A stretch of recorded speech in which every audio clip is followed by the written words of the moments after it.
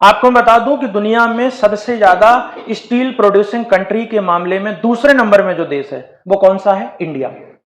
और पहले नंबर में स्टील प्रोड्यूसिंग कंट्री कौन कहला गई? चाइना। तो अगर हम इतना ज्यादा स्टील प्रोड्यूस कर रहे हैं, जितना इंफ्रास्ट्रक्चर डेवलप होगा, तो क्यों ना ऐसा किया जाए कि उन स्टील इंडस्ट्री में हम ऐसा कुछ सिस्टम शुरू करें कि कार्बन एमिशन कम से कम हो।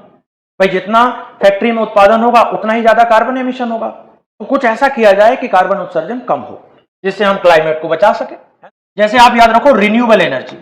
रिन्यूएबल एनर्जी का मतलब समझते हैं आप लोग?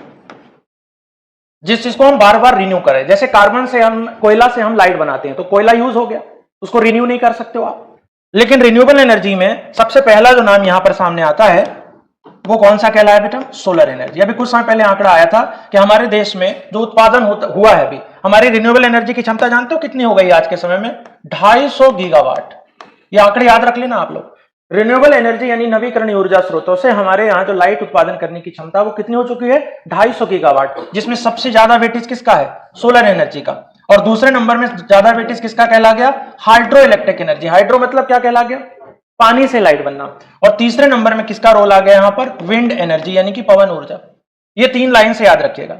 और रिन्यूएबल एनर्जी का टारगेट कब तक का है? 2030 तक का, कि हमको 500 गीगावाट अपनी उत्पादन क्षमता बनानी है रिन्यूएबल एनर्जी की। और एक और बात बता दूं, 2047 तक का भी टारगेट बताया गया है। 1800 गीगावाट हमको अपनी उत्पादन क्षमता बना लेनी। समझ में आ गई? रिन्यूएबल एनर्जी की उत्पादन क्षमता कितनी?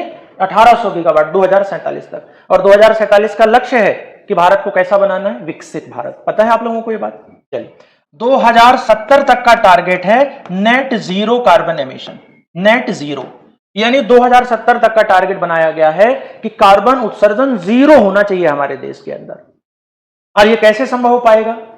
ये बड़ा कठिन काम है, लेकिन ये संभव हमारे आपके बदौलत ही तो हो पाएगा कि हम इलेक्ट्रिक व्हीकल्स का इस्तेमाल करें ज्यादा से ज्यादा, रिन्यूएबल एनर्जी का इस्तेमाल हो, कोयले से बनने वाली लाइट का इस्तेमाल कम से कम हो, तब 2070 तक ये टारगेट अचीव हो पाएगा। समझ में आ गई बात?